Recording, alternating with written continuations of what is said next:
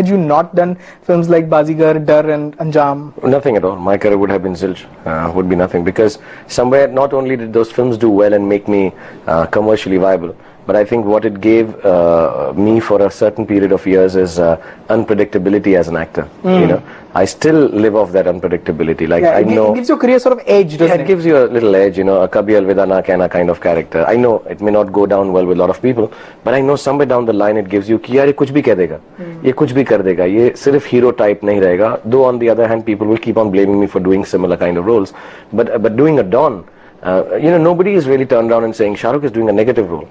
It's accepted now, you know, right. It's Don. So it has given me that little, like you said, an edge as far as my characters are concerned.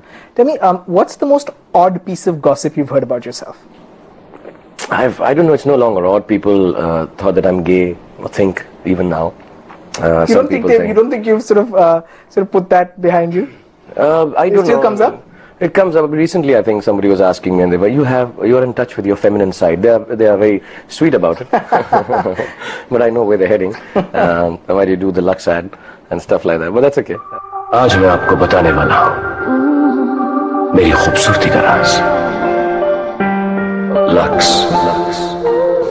That was some time back. Which was never, that was something I've grown up with. I guess there is a feminine side to me, which people like to assume that, so that's, I don't know if it's gossip, would it rank as the topmost gossip? Then there's a gossip that I love fair women, and that's why I don't cheat on my family at home, but I go abroad and I'm always with, really, I like fair ladies. So that was one piece of gossip, which was some time back again. And then there was this about my house, that I have no windows. Because I like it to be, nobody can see me from inside, and I can't look outside. And very many, I mean, if I keep, as we're going along, I've got some odd stuff, yeah. Right. Tell me, can money buy happiness? It makes it easier to get it. See, I believe in a material world to a certain extent. I think material happiness is quite an important step before you look for spiritual happiness. I don't know people who think the other way. Might be also right, but in the kind of education and the world I've grown up in, and we all are growing up in, you know, where I'm not saying it's dog eat dog or it's like really a dangerous world, but it is a world where a certain level of consumerism has come to be a reality. I mean, you can't, you know, certain things are real.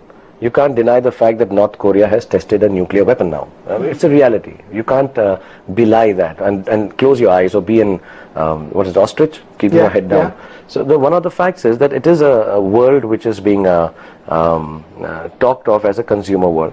In this world, you need to have a certain amount of comforts, basic necessities. You know, a car was a luxury. A second television was a no-no.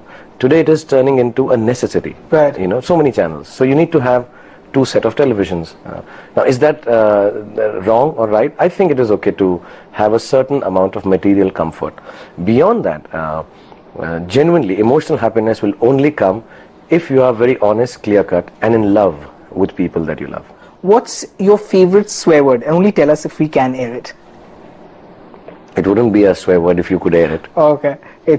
I'm a Delhi wala, so I have some amazing choices swear words. I don't use them very often. Just recently I met someone at a party and they said, "Tu to bahut gali deta tha pehle." And I was a little embarrassed because it might have been true. Now I try not to use it because of my kids. No, I mean, I have a lot of amazing ones. I mean, you could do a whole serial on it. Nothing that we can air on television. Maybe when some of the powers that be become a little easier on the censorship on television, you may be able to air a serial on my bad words. Sure. You're known to be a gizmo freak. What's the last toy that you purchased? I'm waiting for the PS3, PlayStation 3 to come out. I mean, I like PlayStation. I'm not much fan of an Xbox, but PlayStation is what I'm looking for. So in November it's coming out.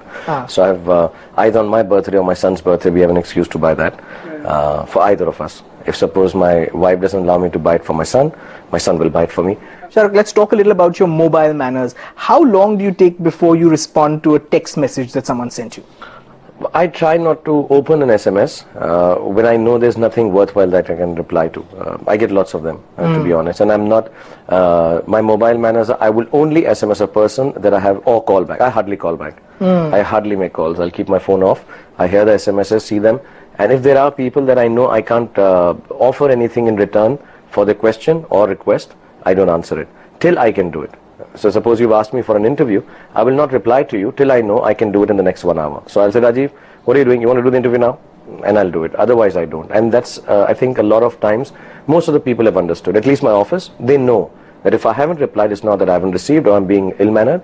They know I will reply when I have an answer to it. Instead of saying, okay, let's talk about this tomorrow. I do not talk about tomorrow. So let the SMS be there till tomorrow, till we can talk about it. Okay. Is there anyone whose call you always take?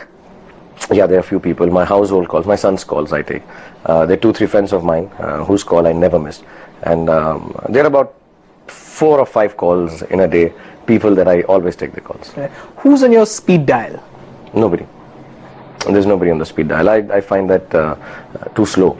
I think it's easier to just, I can't remember numbers. So what happens is the people that I regularly call are in the call list most of the time. So I just press recall and redial and that's it. Do you ever worry about your mobile bill? No. That's one thing, like even I'm a little wrong about it. My office also tells me that I take my India phone. I have an international telephone number from here, but I take my India phone and call in America also. And they say, well, why are you using this? Why are you using this? It's so expensive. But I feel a little at home with my own number, or the one I'm used to. So I'm not really worried about it. It's a wrong thing. Really, I don't make too many calls. Do you even